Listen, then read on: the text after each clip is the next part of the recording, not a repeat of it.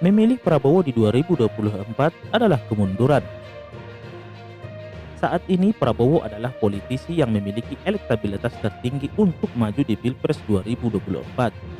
Setelah Jokowi tak punya kesempatan untuk kembali mencalonkan diri menjadi presiden. Belum ada nama-nama baru yang elektabilitasnya menyaingi Prabowo. Paling dekat adalah Ganjar, Gubernur Jateng. Artinya, peluang Prabowo menang di Pilpres 2024 cukup besar jika memang berniat maju lagi. Saat ini saya tidak pada posisi sedang membenci Prabowo, sebab beliau sudah kalah di Pilpres 2019. Beliau juga sudah bergabung di kabinet. Pernyataan dan kinerjanya selama ini sudah lumayan, meskipun belum bisa dikatakan bagus, namun saya suka. Setidaknya, beliau tidak lagi nyinyir seperti Fadlizon. Namun saya katakan bahwa memilih Prabowo di Pilpres 2024 adalah sebuah kemunduran. Ada beberapa alasan kenapa saya mengatakan demikian. Di antaranya, pertama, usia Prabowo pada tahun 2024 adalah 73 tahun. Apa yang bisa diharapkan dari orang berusia senja seperti beliau, padahal pergerakan dan perkembangan zaman berjalan begitu cepat. Jangankan yang usia 73 tahun, yang masih berkepala 4 atau 5 saja belum tentu bisa mengikuti perkembangan zaman, apalagi yang berusia setua itu.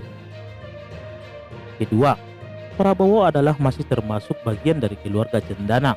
Setelah 32 tahun Indonesia dijajah oleh rezim Orba, apa yang bisa diharapkan dari orang-orang yang pernah menjadi bagian dari cendana? Prabowo memang tidak mesti sama seperti mertuanya Soeharto, namun masih banyak calon yang lebih baik.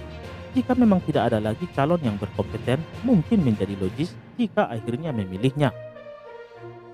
Ketiga, Prabowo sudah berkali-kali gagal di Pilpres.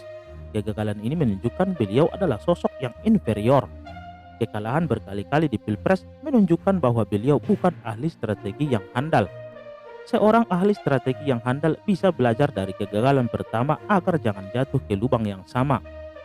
Namun yang terjadi, beliau terus gagal dan gagal. Artinya kemampuan mengatur strateginya ya begitu-begitu saja. Dia hanya mengandalkan para pembisiknya yang hanya ingin mengeruk uangnya. Keempat, Prabowo merupakan generasi tua yang tidak bisa bersentuhan dengan generasi milenial. Beliau mungkin tidak paham apa itu generasi milenial. Pola pikirnya sangat lama. Contoh sederhana bisa dilihat dari gaya berpakaian beliau saat kampanye Pilpres yang mengingatkan kita kepada pejabat di era 1970 sampai 1980-an. Jika Prabowo menjadi presiden di tahun 2020, generasi milenial mungkin tak akan mendapatkan sapaan dan perhatian darinya. Kelima, sudah waktunya Prabowo istirahat dari dunia politik di tahun 2024. Generasi angkatannya sudah lebih memilih istirahat atau berperan di belakang layar.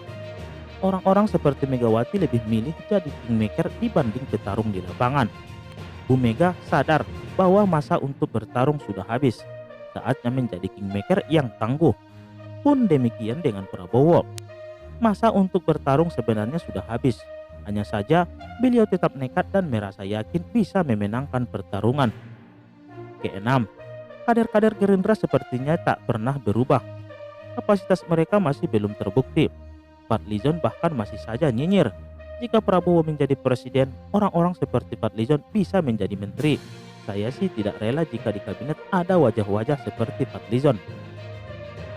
Kesimpulannya, saya berharap Prabowo tidak mencalonkan diri di Pilpres 2024. Kalaupun misalnya beliau nekat maju lagi, saya berharap tidak dipilih oleh rakyat. Apapun alasannya, memilih Prabowo di 2024 adalah kemunduran. Biarkan politisi-politisi muda yang bertarung di 2024 karena memang itu eranya mereka. Biarkan orang-orang seperti Ganjar, Ridwan Kamil, Anies, dan Erick Thohir yang beraksi di 2024 karena itu eranya mereka. Prabowo cukup duduk di belakang layar mengamati pertarungan orang-orang muda. Menikmati hari tua adalah pilihan yang terbaik untuk Prabowo dibanding masih terus ikut serta dalam politik. Prabowo harus belajar dari Amin Rais yang karena ambisinya yang tak terkontrol untuk menjadi presiden. Beliau menjadi gelandangan politik di usia senja.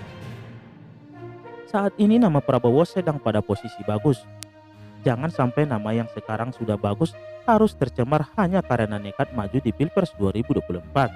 Saya yakin Masyarakat sudah sangat bosan melihat peserta Pilpres Prabowo lagi. Seperti tidak ada orang lain saja yang lebih muda dan fresh. Seperti tidak ada yang lebih berkompeten dibanding dirinya.